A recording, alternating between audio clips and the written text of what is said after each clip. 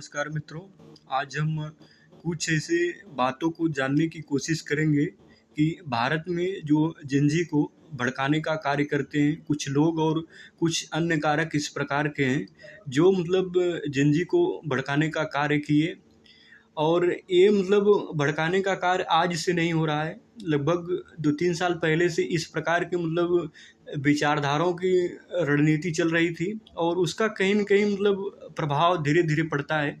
और ये बातें सही हैं कि सोशल मीडिया पर अगर आप किसी का अंधभक्त होकर किसी की विचारधारा को ही पकड़ कर आगे चलोगे, अपने स्वविवेक का प्रयोग नहीं करोगे तो कहीं न कहीं उसके प्रति झुकाव अधिक हो जाता है। और इस बात को समझने के लिए हम समझ सकते हैं कि कुछ ऐसे लोग तथा कुछ ऐसे अन्य अराजक तत्व थे जिनकी विचारधाराओं का प्रभाव काफ़ी समय से रहा और उसका प्रचार प्रसार होते होते धीरे धीरे जेनजी के अंदर गया और उसमें कुछ जेनजी इस प्रकार की चीज़ों से प्रभावित हुए। और मेरा उद्देश्य कतई नहीं है किसी राजनीतिक पक्षपात के हिसाब से बात करना या किसी के ऊपर टिप्पणी करना, लेकिन कुछ बातें हैं जिनको समझना हमें बहुत आवश्यक है। और जिस प्रकार के जंतर मंतर पर हिंसात्मक प्रवृत्ति से प्रदर्शन हुआ वो देश के लिए उचित नहीं है। हमारा संविधान हमें शांतिपूर्वक विरोध प्रदर्शन करने का आज़ादी देता है और उसका सम्मान करना चाहिए और हिंसात्मक प्रवृत्ति का सहयोग नहीं देता है। और वो हमें कहता है कि आप शांतिपूर्वक अपने विरोध प्रदर्शन को कर सकते हैं, अपनी मांगें रख सकते हैं।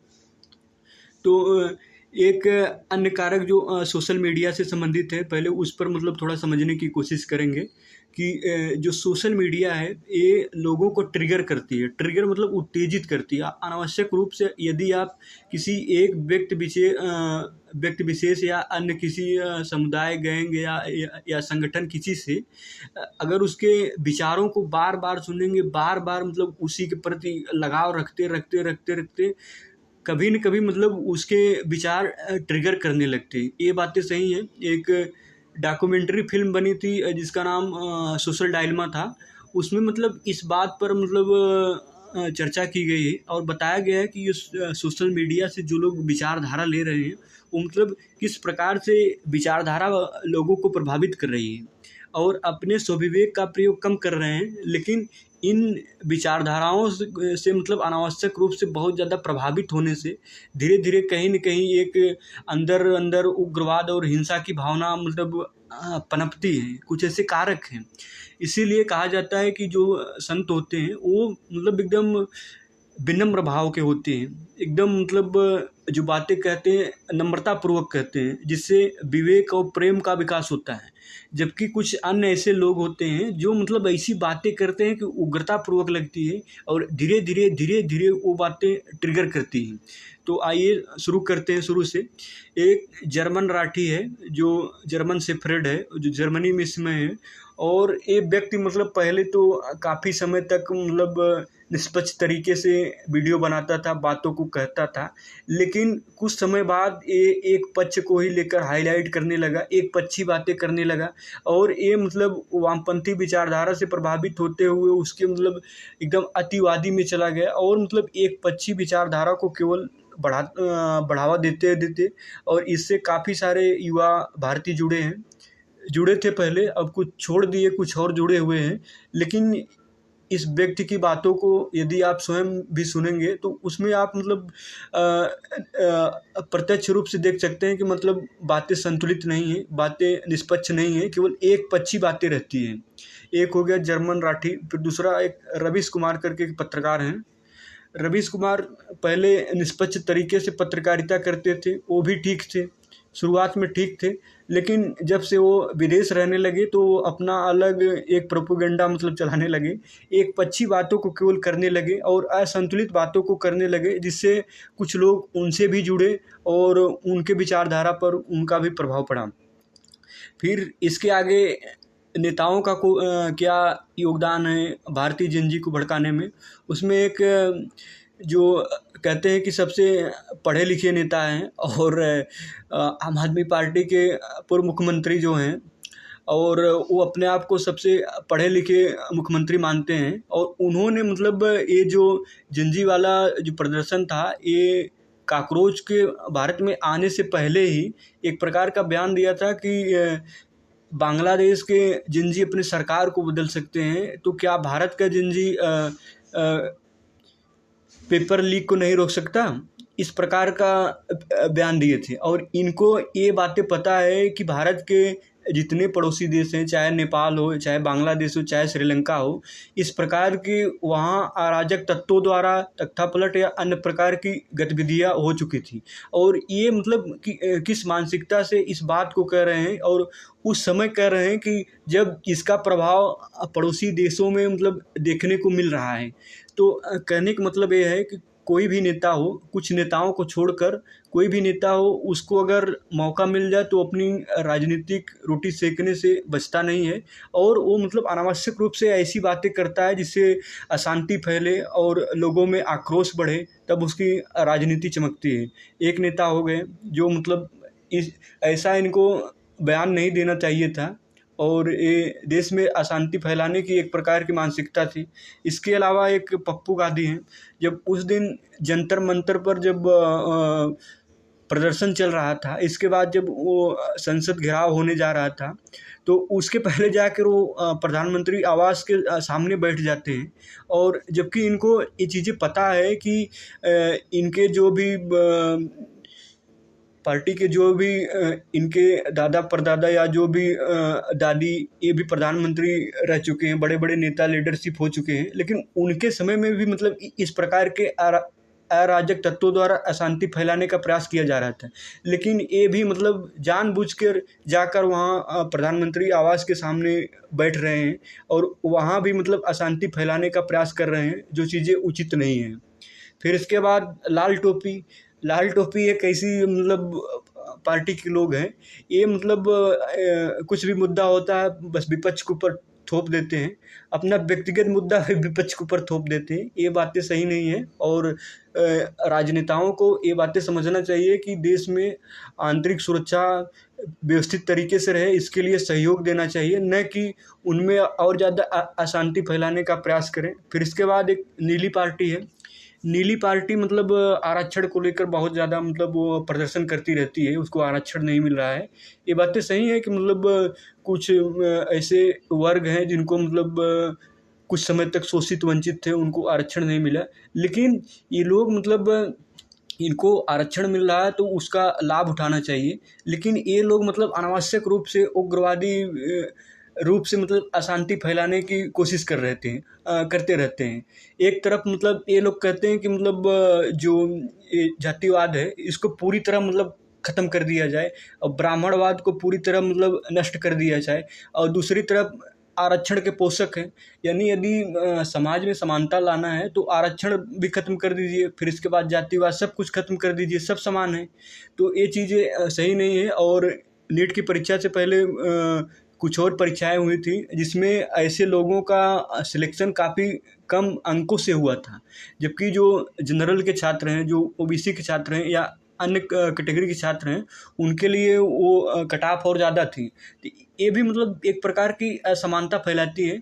लेकिन फिर भी भारतीय समाज हमेशा ऐसे लोगों का समर्थन करता है जो शोषित वंचित लोग हैं और वो और ज़्यादा विकसित हों। लेकिन उनको यह बात समझनी आवश्यक होगी कि यदि उन्हें आरक्षण मिल रहा है और इस प्रकार की सहायता मिल रही, तो उसका उन्हें शांतिपूर्वक उपयोग करके अपने आप को विकसित बनाना चाहिए, न कि अराजकता या अशांति फैलाने का प्रयास करना चाहिए और किसी भी प्रकार से अशांति को बढ़ावा देना चाहिए। और ये बातें सही हैं कि भारत में जातिवाद कुछ समय तक था और आज भी मतलब कुछ जगह हैं, और जातिवाद का एक ही इलाज है कि मतलब प्रत्येक जाति असमान है, कोई जाति न तो ऊंच है न तो नीच है, प्रत्येक जाति के अपना मान सम्मान है, सबका स्वाभिमान है, सब अपने तौर तरीके से रहें, कोई दिक्कत नहीं है। लेकिन इसमें जब अनावश्यक रूप से किसी एक जाति को ऊंचा नीचा करके या बिना कारण से मतलब इस प्रकार के मतलब विचारों को चढ़ा बढ़ा कर दिखाकर आंदोलन करके और उसको मतलब उग्रवादी बनाते हैं, तो ये अशांति फैलाने का मतलब एक प्रकार के प्रयास रहता है। इसलिए नीली पार्टी को भी चाहिए कि मतलब शांति तरीके से, ये लोग मतलब सभी मानते हैं संविधान को सभी मानते हैं, लेकिन ये बातें इनको समझना आवश्यक है कि जो संविधान में जो प्रावधान दिए गए हैं शांतिपूर्वक प्रदर्शन करने के लिए, उसका सम्मान करना चाहिए और उसी के तहत इन्हें अपनी मांगों को रखना चाहिए। इसलिए संविधान की मर्यादा तभी सुरक्षित रहेगी और उसको बेहतर सम्मान तभी मिलेगा जब उसमें जो बातें उल्लिखित की गई हैं उसका सम्मान किया जाएगा। फिर इसके बाद इसके आगे जो अन्य कारक हैं जिन्होंने भारत के जनजी को भड़काने का कार्य किया है, वामपंथी उग्रवादी विचारधारा के लोग। आज के समय में मतलब कुछ ऐसे पत्रकार हैं, कुछ ऐसे नेता हैं, कुछ ऐसे इन्फ्लुएंसर हैं, कुछ ऐसे लोग हैं, मतलब वो किसी राजनीतिक पार्टी के विरोध करने के चक्कर में एक ऐसे मतलब पक्ष का विरोध कर रहे हैं जो मतलब उनसे कोई लेना देना नहीं है। लेकिन ये लोग मतलब कर क्या रहे हैं, जो वामपंथी विचारधारा के लोग होते हैं उनकी सबसे बड़ी विशेषता यही होती है कि वो लोग धर्म को नहीं मानते हैं। फिर इसके बाद राष्ट्रीयता की भावना उनमें कम होती है और वो लोग मतलब अनावश्यक रूप से जो आस्थावान व्यक्ति हैं, जो धार्मिक व्यक्ति हैं या जो सांस्कृतिक विरासतों को महत्व देते हैं, उनकी भावनाओं को मतलब अनावश्यक रूप से ठेस पहुंचाने की कोशिश करते हैं, जो चीज़ें उचित नहीं हैं।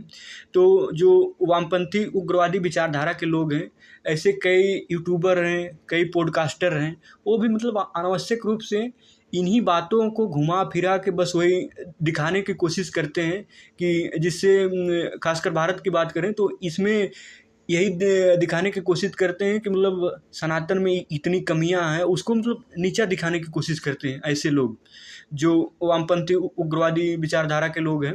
ऐसा नहीं है कि मतलब जो दक्षिणपंथी विचारधारा के लोग हैं उनके पास संवेदना नहीं है या सहनशीलता नहीं है या वो लोग बातों को समझते नहीं हैं या वो लोग समाज का कल्याण नहीं चाहते हैं। वो भी सब कुछ चाहते हैं, करना चाहते हैं और वो भी मतलब कर भी रहे हैं, लेकिन वो लोग मतलब इस प्रकार की चीज़ें नहीं करते हैं, किसी की भावनाओं को अनावश्यक रूप से ठेस नहीं पहुंचाते हैं। लेकिन जो वामपंथी उग्रवादी विचारधारा के लोग हैं, इनको मतलब केवल एक ही टूल मिला है कि मतलब सनातन को नीचा दिखाओ, और दूसरा टूल इनके पास बहुत कमी है।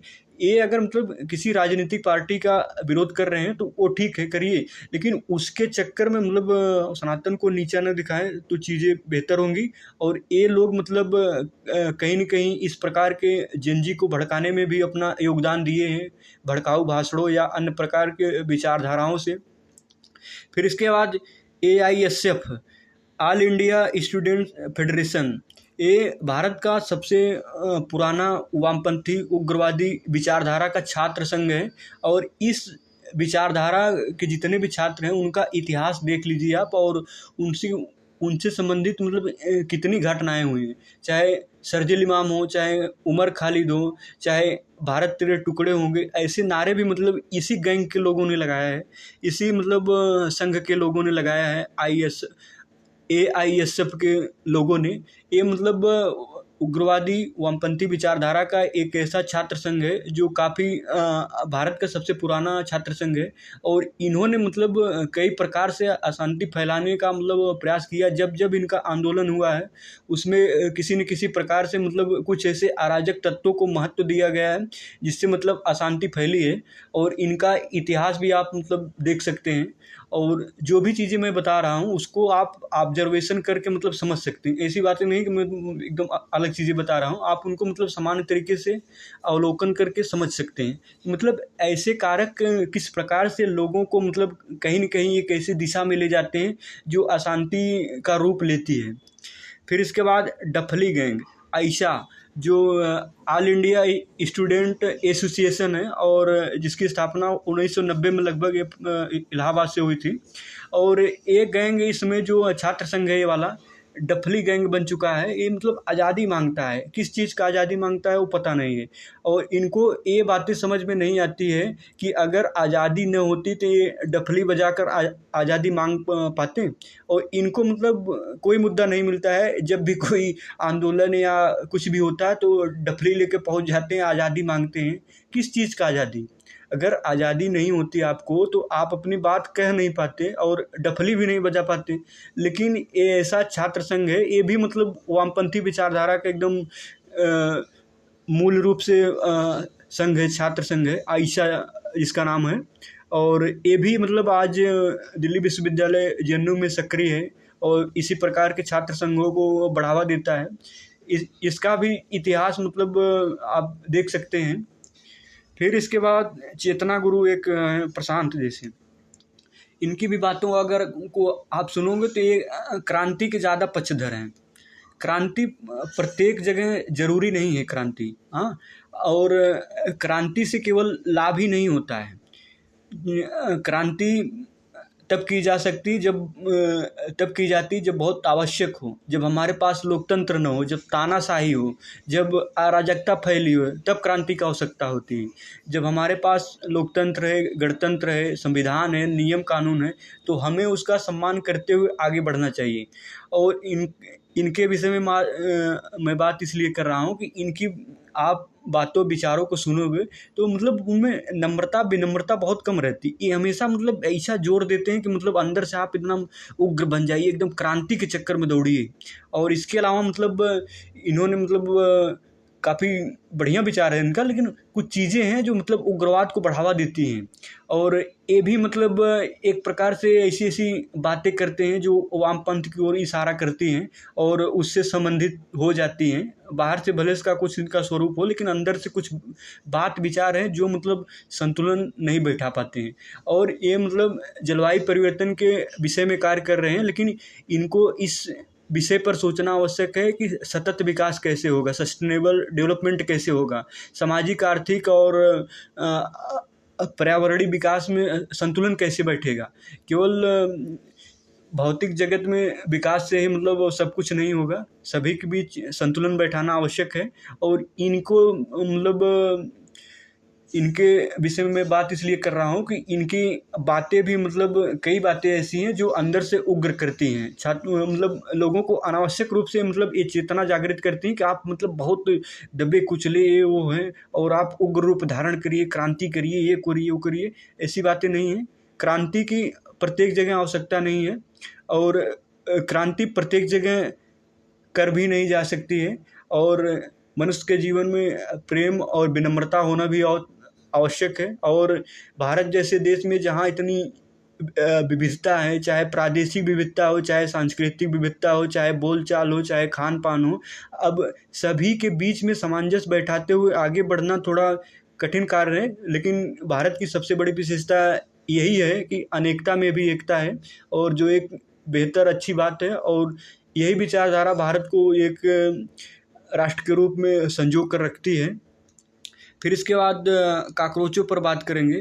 काकरोच मतलब कोई नए मतलब पनपे हुए जीव नहीं है। इनकी विचारधारा काफ़ी समय से मतलब इस क्षेत्रों में सक्रिय थी। और काकरोच के जितने भी सदस्य हैं, चाहे दीपके से दहिया ले लो या अन्य जितने भी सदस्य हैं, उनके इतिहास को आप देखेंगे तो मतलब आप समझ सकते हैं कि इनका मतलब कैसे कैसे लोगों से संबंध रहा है और क्या क्या किए हुए हैं। और काकरोच की विशेषता मतलब, और सबसे पहले ये समझ लीजिए कि जो काकरोच शब्द है उसका प्रयोग किसी ऐसे व्यक्ति के लिए नहीं किया गया था। वो मतलब सीजीआई सूर्यकांत ने काकरोच शब्द का प्रयोग उनके लिए किया था जो फर्जीवाड़ा करके सरकारी नौकरियों या अन्य व्यवस्थाओं में घुसने का प्रयास करते हैं, या ऐसे लोग जो मतलब सकारात्मक रूप से मतलब सही ढंग से व्यवस्थाओं में नहीं आते हैं। और ये लोग मतलब फर्जीवाड़ा या अन्य तरीके से अवैध गतिविधियों के तहत मतलब सेवाओं में प्रवेश करने का प्रयास करते हैं, उनके लिए मतलब काकरोच शब्द का प्रयोग किया गया था। लेकिन जो दीपके हैं उन्होंने मतलब इस काकरोच शब्द को किससे जोड़ दिया? बेरोजगारी से जोड़ दिया। इसके बाद सभी छात्रों से जोड़ दिया, जबकि सभी छात्रों के लिए काकरोच शब्द का प्रयोग नहीं किया गया था।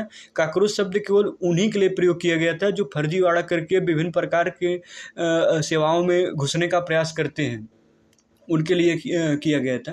तो काकरोचों का मतलब इनकी विशेषता, जब वो काकरोच पार्टी बनी तो उन्होंने मतलब क्या क्या निर्देश दिए थे कि ऐसे लोग जो सोशल मीडिया से एकदम जुड़े हुए लोग हैं, ऐसे लोग जो बेरोजगार हैं, ये बातें सही हैं, लेकिन जब सोशल मीडिया चलाएंगे हमेशा तो रोजगार कहाँ से आएगा। फिर इसके बाद ऐसे लोग जो मतलब काम धाम ज़्यादा बहुत कुछ करते नहीं हैं और हमेशा मतलब आनंद लेने की कोशिश करते हैं सोशल मीडिया से, ऐसे लोग ऐसे मतलब सदस्य बन सकते हैं इस पार्टी के। उस पार्टी के सदस्य बने, फिर इसके बाद जो भी हुआ, फिर इसके बाद ये हुआ कि ये जितने भी सदस्य थे काकरोच वाले, उनका संबंध राजनीतिक पार्टियों से मतलब अप्रत्यक्ष रूप से प्रत्यक्ष रूप से वो तो स्पष्ट होता है। फिर इसके बाद इन्होंने किया क्या कि मतलब छात्रों को एक ऐसा टूल बनाया और छात्रों के मुद्दों को उठाकर एक राजनीतिक मुद्दा बनाने का प्रयास किया। देखिए कि मतलब किसी भी परीक्षा का पेपर यदि लीक होता है तो उसके जो जिम्मेदार कारक हैं, कोई एक सरकार मतलब जानबूझकर किसी पेपर को लीक नहीं करवाती, अपनी बेइज्जती स्वयं नहीं करवाती है। और खासकर नीट के परीक्षा में भी देख लीजिए, उसमें जो पेपर लीक करने वाला व्यक्ति था, एक व्यक्ति ने पेपर खरीदा, उसके साथ एक डॉक्टर का भी सहयोग था, उन्होंने पेपर खरीदा और इसके बाद उस पेपर को टेलीग्राम या अन्य सोशल मीडिया प्लेटफार्म के माध्यम से उसको आगे बढ़ाने की कोशिश करी, जिससे व्यापक स्तर पर पेपर लीक हुआ। इसके लिए हम ये नहीं कह सकते कि केवल सरकार की ही जिम्मेदारी है कि उन्होंने पेपर लीक कर दिया। जो पेपर लीक के लिए जिम्मेदार कारक हैं, एक तो सरकार का लचीला परीक्षा तंत्र प्रणाली हो सकती है, दूसरा भारतीय समाज के अंदर ही कुछ ऐसे लोग हैं कि जो छात्रों के आंदोलन में गए होंगे, लेकिन अगर उनको भी मौका इस प्रकार का मिलता तो वो भी इस प्रकार की गतिविधि करने से मतलब बाज नहीं आती। तो एक तो पहला सरकार की लचीली परीक्षा प्रणाली है, दूसरा जो संगठित अपराधी माफिया हैं जो इस प्रकार के गतिविधियों को बढ़ावा देते हैं और कहीं न कहीं अवैध तरीके से इस प्रकार के परीक्षाओं के पेपरों को खरीदते हैं और उसको बेचने का प्रयास करते हैं, बेचते हैं। और इसके अलावा अन्य चाहे सरकारी या निजी क्षेत्रों में कार्य करने वाले लोग हैं जो इस प्रकार के कार्यों को मतलब कहीं न कहीं बढ़ावा देते हैं और इसको मतलब इससे मुनाफा कमाने के चक्कर में रहते हैं या अपना व्यक्तिगत लाभ लेने की कोशिश करते हैं। तो ये सब भी मतलब उसमें जिम्मेदार हैं। अब यहाँ तक बात होगी। फिर इसके बाद किसी भी परीक्षा का यदि पेपर लीक होता है तो आप यदि शिक्षा मंत्री का इस्तीफा मांग लेते हैं और अगर शिक्षा मंत्री देना चाहे इस्तीफा तो दे सकता है, दे दिए, हो गया ठीक। लेकिन अब इसके बाद जो मूल मुद्दा है कि अब शिक्षा प्रणाली में जो व्यवस्था है उसको ठीक कर दिया जाए। और जबकि छात्रों की मांग यह होनी चाहिए थे कि जिन्होंने मतलब इस प्रकार की गतिविधि की है, इसके लिए जो भी जिम्मेदार कारक हैं उस पर कार्रवाई की जाए।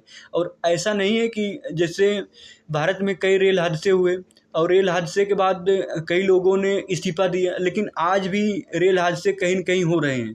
तो क्या इस्तीफा देने से रेल हादसा रुक गया? नहीं रुका ना।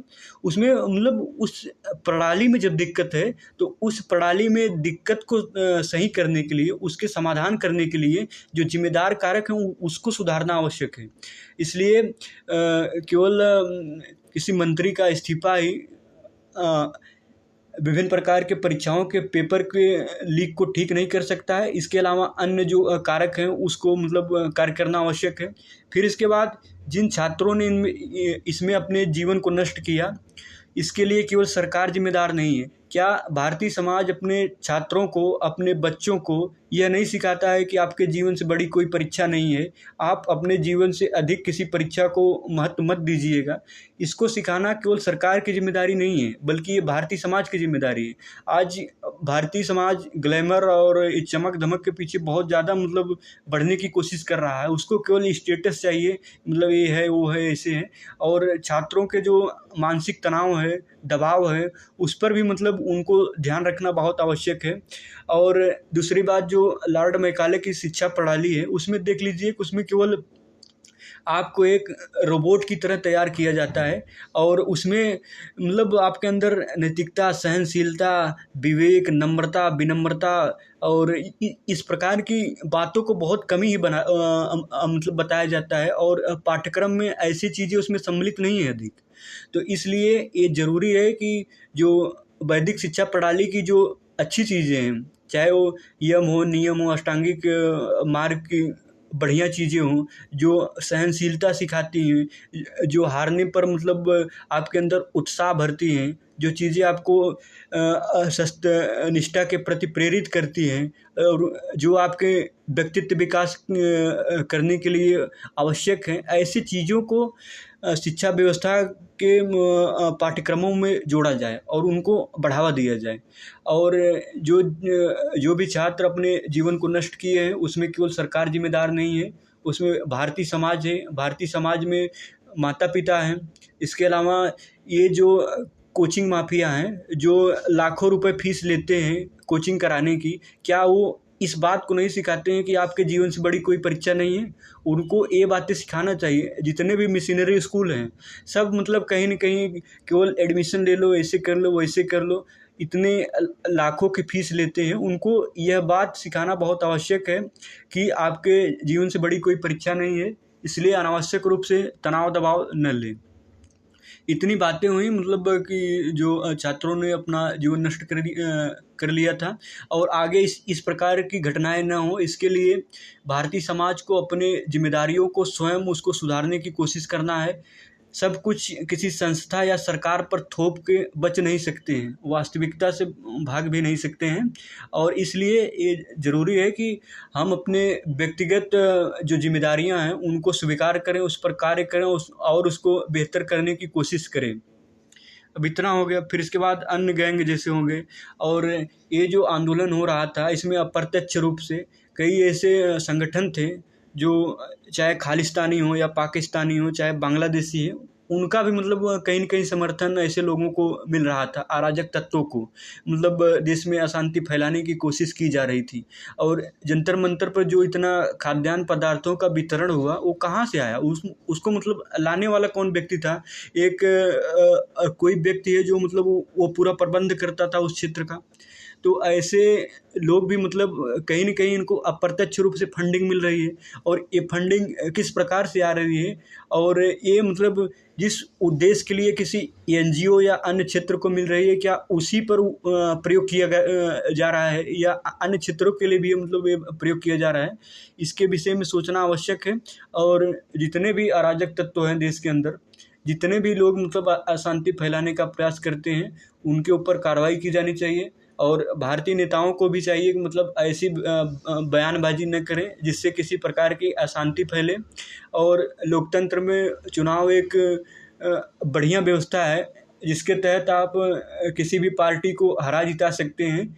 ऐसे चीज़ों का प्रयोग करें। और जो छात्र हैं या जो आम आदमी हैं, जो मतलब थोड़ा उस बात को समझ नहीं पा रहे हैं कि नेताओं के द्वारा कैसे आम लोगों का उपयोग किया जाता है, छात्रों को कैसा उपयोग किया जाता है, और नेता अपना राजनीतिक रोटी सेकने के चक्कर में मतलब इस प्रकार की गतिविधियां करती हैं।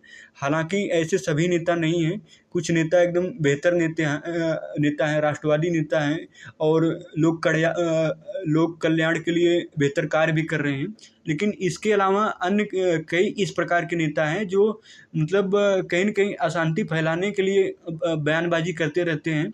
और उस बयानबाजी से होता क्या है, जब अशांति फैलती है तो वो अपनी राजनीतिक रोटी सेकने का प्रयास करते हैं। तो ऐसे लोग भी मतलब इस प्रकार के चीज़ों को मतलब समझें और उस पर कार्य करने की कोशिश करें।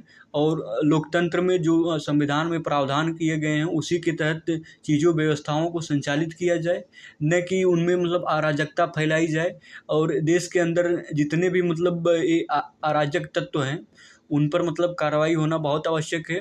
और ऐसी बात नहीं है कि जो आंदोलन हुआ उससे पहले आंदोलन नहीं हुआ था और उसमें शांति व्यवस्था नहीं थी। उससे पहले काफ़ी बड़े-बड़े आंदोलन हो चुके हैं और उसमें काफ़ी शांति व्यवस्था थी। और शांति व्यवस्था के तहत तो उस आंदोलन को अपने निर्णय तक पहुँचाया गया। और कुछ काकरोचों को इस प्रकार का भ्रम हो रहा है कि हमने उनको झुका दिया, ये कर दिया, नहीं गिर दिया। तो ये बातें कतई नहीं है। भारतीय जो वर्तमान समय की सरकार है, उसके समय कई प्रकार की चुनौतियां हैं, और वर्तमान समय में वैश्विक स्तर पर कई देशों में युद्ध चल रहे हैं।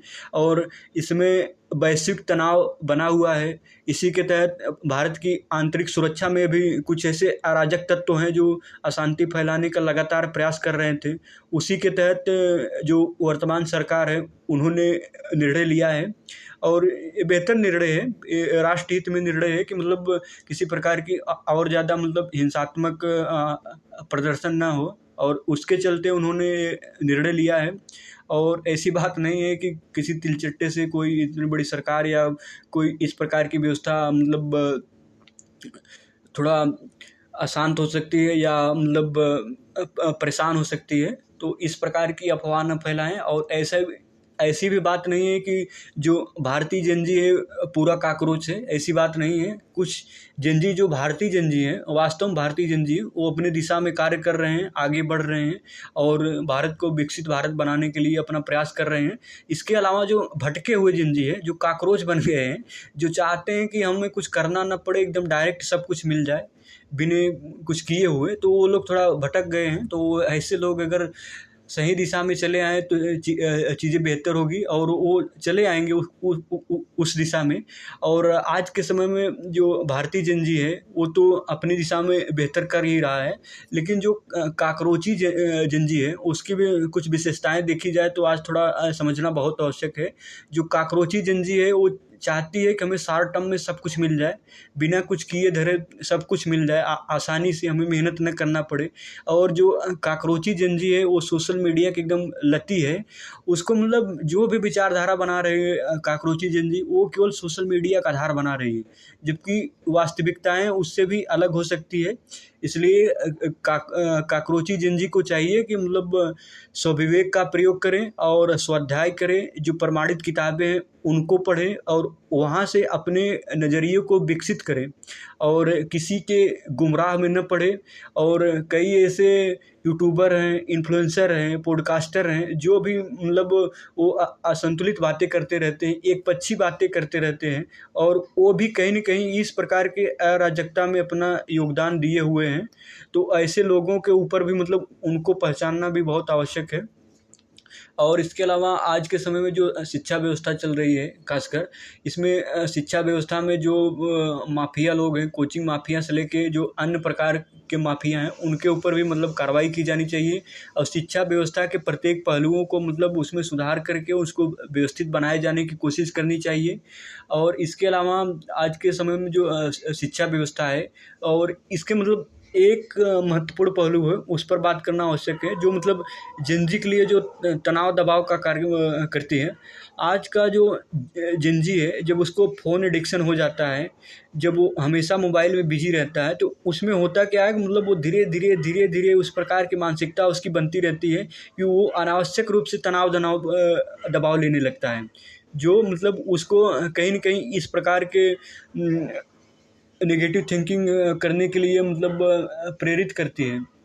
तो इसलिए ज़रूरी है कि जो काकरोची जनजी है, थोड़ा वो सकारात्मक विचारधारा में आए और अपने आप को सशक्त करे, मजबूत करे, और मेहनत करके अपने लक्ष्य को प्राप्त करने की कोशिश करे, न कि हिंसक प्रवृत्ति को और ज़्यादा बढ़ाए। और जो काकरोची जनजी है आज के समय में, वो थोड़ा जो एक शिक्षा व्यवस्था में जो काकरोची जनजी है, वो इस प्रकार की मतलब मनोवृत्ति रखती है कि उसे शॉर्ट टर्म में लाभ चाहिए, फिर इसके बाद कुछ करना भी न पड़े, और जो हो एकदम परफेक्ट हो। और इसके अलावा ये काकरोची जनजी इस प्रकार से हैं, आप मतलब वो प्रदर्शन में भी देख चुके होंगे कि मतलब कैसे कैसे लोग आए थे कि उनको मतलब ऐसे ऐसे शब्द बोल रहे हैं, जो मिशनरी स्कूल में पढ़े हैं, जो लाखों रुपए की फीस वाले कॉलेज स्कूल में पढ़े हैं, और ऐसे ऐसे अभद्र टिप्पणी कर रहे हैं। तो ऐसे मतलब क्या संदेश जाता है? तो इसलिए ये जो जनजी है वो पढ़ाई तो करते हैं, लेकिन अलग स्तर की पढ़ाई करते हैं। खासकर आजकल जो लाइब्रेरी या अन्य कॉलेज स्कूल जो भी हैं, वहाँ भी मतलब इस प्रकार के सोशल मीडिया का प्रभाव इतना ज़्यादा दुष्प्रभाव बढ़ गया है कि वो मतलब पढ़ाई पर ध्यान कम है, लेकिन अन्य गतिविधियों में ज़्यादा ध्यान आकर्षित करते हैं। पार्कों में घूमना हो गया, चाहे इंस्टाग्राम में पर मित्र बनाना या अन्य प्रकार की गतिविधियाँ करना, मतलब उनको बहुत ज़्यादा अट्रैक्शन करती हैं। तो इसलिए जेन ज़ी की जो मूल समस्या है, जो तनाव दबाव की, वो है कि जो जेन ज़ी जो चाहता है, कॉकरोची जेन ज़ी, वो कर नहीं पाता है। जब वो कर नहीं पाता तो उसके ऊपर तनाव दबाव बढ़ता है। दूसरा कारण है कि वो सोशल मीडिया से सब कुछ अपना आधार बनाना चाहता है, जो चीज़ें मतलब उतना संतुलित नहीं है, क्योंकि सोशल मीडिया पर जो चीज़ें बताई जाती हैं उसमें भी कहीं न कहीं विचारधाराओं का प्रभाव रहता है और व्यक्तिगत विचारधारा भी उसमें प्रभावी रहती है। तो ये चीज़ें समझना आवश्यक है। और इसके अलावा जो कॉकरोची जेन ज़ी है, थोड़ा रील से फ़ील लेने की कोशिश करती है और किसी के प्रभाव में बहुत जल्दी आ जाती है। ये भी मतलब एक कारण है जो उसको तनाव दबाव का के लिए ज़िम्मेदार होती है। फिर इसके अलावा जो कॉकरोची जेन ज़ी है, वो जो खाद्य पदार्थ हैं, पिज़्ज़ा, बर्गर, मोमोज़, यही सब खाता रहता है, जिससे मतलब उसका भी एक प्रकार से उसके शारीरिक मानसिक प्रभाव पड़ता है, जिससे वो तनाव दबाव में आ जाता है।